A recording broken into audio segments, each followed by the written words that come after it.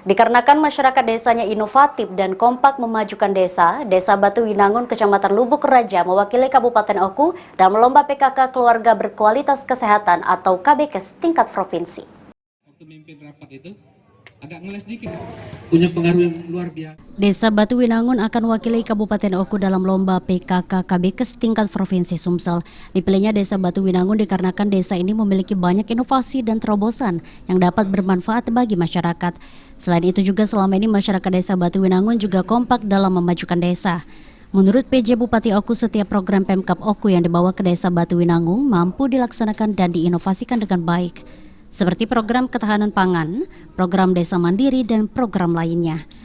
Sedang menerima dan menyambut tim penilai Lomba PKK KBKes tingkat Provinsi Sumatera Selatan. Dan untuk Kabupaten Ogan Komering Ulu yang mewakili adalah Desa Batu Winangun, Kecamatan Lubuk Raja, Kabupaten Ogan Komering Ulu. Kenapa dipilih Desa Batu Winangun? Karena desa ini penuh dengan inovasi, penuh dengan terobosan, banyak sekali hal-hal yang bisa dimanfaatkan dan semuanya bermanfaat untuk masyarakat. Ini yang makanya kita tampilkan Desa Batu Winangun ini. Desa ini potensi luar biasa. Masyarakatnya guyup, masyarakatnya mau belajar, masyarakat yang mau bekerja keras, ya. Sehingga program-program yang kita bawa ke sini semuanya bisa dijalankan.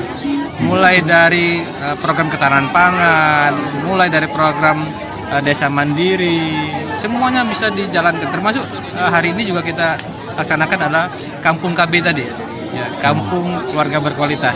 Memang ini baru percontohan.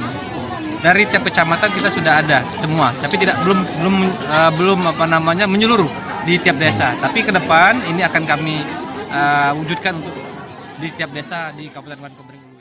Desa Batu Winangun menjadi percontohan, di setiap kecamatan juga dibentuk Kampung KB meskipun belum menyeluruh. Kedepan, Kampung KB akan dibuat di setiap desa, minimal per kecamatan ada desa percontohan. Ari Pranika, PAL TV.